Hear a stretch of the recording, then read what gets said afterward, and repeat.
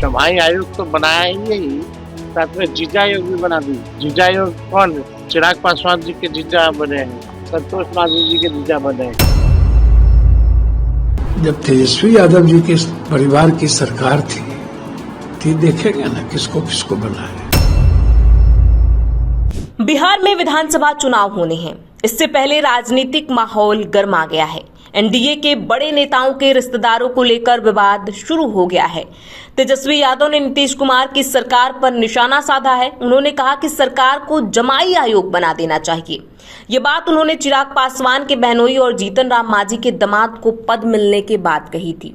अब आरजेडी ने जेडीयू के कार्यकारी अध्यक्ष संजय झा की बेटियों को सरकारी वकील बनाने पर सवाल उठाए हैं।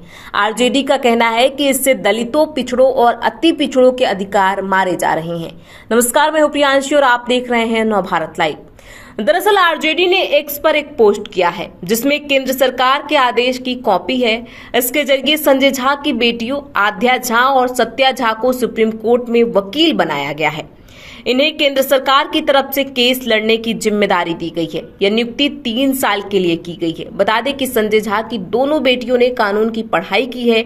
उन्हें वकीलों के ग्रुप ए पैनल में शामिल किया गया है। सरकारें जिला स्तर से लेकर सुप्रीम कोर्ट तक वकीलों की सेवाएं लेती हैं।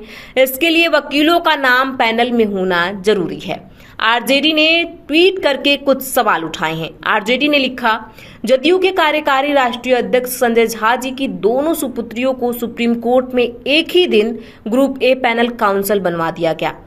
उन्होंने कोई विशेष कार्य अनुभव भी नहीं लिया है। आरजेडी ने सवाल करते हुए कहा कि जदयू के कितने दलित, पिछड़े और अति पिछड़े नेताओं, सांसदों, मंत्रियों अथवा कार्यकर्ताओं के बेटे बेटियों को यह विशेषाधिकार प्राप्त है कि एक ही दिन में बिना अनुभव के यह उपलब्धि प्राप्त कर लें। लेकिन पिछड़े, अति पिछड़े और दलित इसीलिए तो वंचित रह जाते हैं।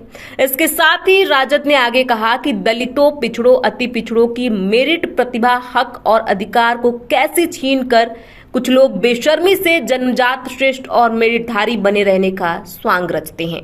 यह इसका क्लासिकल उदाहरण है। इसके पहले तेजस्वी यादव ने भी एनडीए सरकार पर निशाना साधा था। उन्होंने कहा था कि नीतीश कुमार की सरकार को जमाई आयोग बना देना चाहिए। ये बात उन्होंने इसलिए कही थी क्योंकि चिराग पासवान के बहनोई मृणाल पासवान को बिहार राज्य अनुसूचित जाति आयोग में पद मिला था।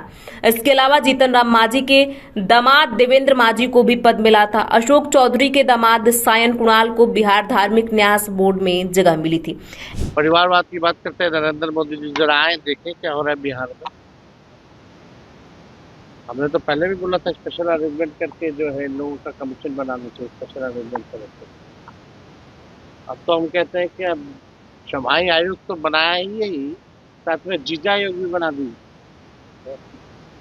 जीजा आयोग कौन? चिराग पासवान जी के जीजा बने हैं, संतोष मांझी जी के जीजा बने हैं और एक सांसद जो है उनके पति बने हैं। जीजा आयोग का भी गठन करना चाहिए और मेहरारू आयोग का भी गठन कर देना चाहिए। कहाँ जो अधिकारी लोग अपने अपने धर्म पत्नियों को जो है एडजस्ट करने में लगे हुए हैं। जरा प्रधानमंत्री जी को ये तो दिखता नहीं है। आते हैं बिहार तो केवल हम लोगों को गाली दे के चले जाते हैं, लेकिन खुद के गठबंधन में दल में क्या हो रहा है इस पे चू तक नहीं निकलती है। और आश्चर्य की बात है कि एक आरएसएस कोटा है। हम तो माननीय मुख्यमंत्री जी से जानना चाहते हैं कितने मंत्री जो लोग हैं वो आरएसएस कोटा के हैं, जरा ये बता दीजिए। और बिहार में अलग ही लोग जो चुनाव नहीं जीतता वो लोग प्रवचन देने चले। जब तेजस्वी यादव जी के परिवार की सरकार थी तो देखेंगे ना किसको किसको बनाए। आप किनको नहीं बनाए। आज जो आप आरोप लगा रहे हैं गलत है, बिल्कुल गलत है कि ये सही नहीं है। अब अपने रसूख का कोई आदमी सुप्रीम कोर्ट में पैनल में अपनी बेटी को कर ले, वो गलत है। लेकिन जब पैनल में कोर्ट तो देख रही है ना, आप कोई आईएएस जो गवर्नमेंट चला रही है, ये मोरल वैल्यू की बात है, नैतिकता की बात है।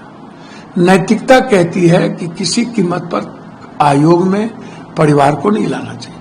ऐसे में आरजेडी जो है चुनाव से पहले लगातार एनडीए के नेताओं और एनडीए पर सवाल खड़ी कर रही है कि कैसे सरकार में रहते हुए जो नेता हैं वो अपने पद का दुरुपयोग कर रहे हैं और अपने ही लोगों को, अपने ही घर परिवार को आगे बढ़ाने की कोशिश कर रहे हैं, जबकि जो लोग पिछड़े हैं, जिनके पास मेरिट हैं, जो अति पिछड़े हैं, जो दलित हैं, उनको कैसे इन सब सुविधाओं से वंचित किया जा रहा है। इस पूरे मुद्दे पर आपकी क्या राय है, हमें कमेंट बॉक्स में लिख के जरूर बताएं।